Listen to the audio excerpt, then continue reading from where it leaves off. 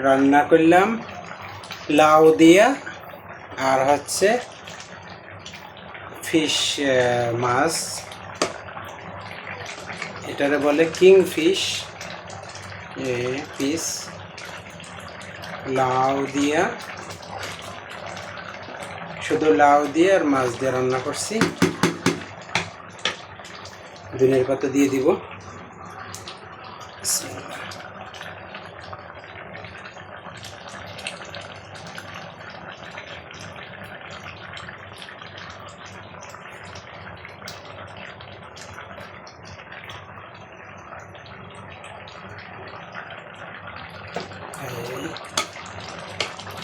হয়ে গেছে সুন্দর।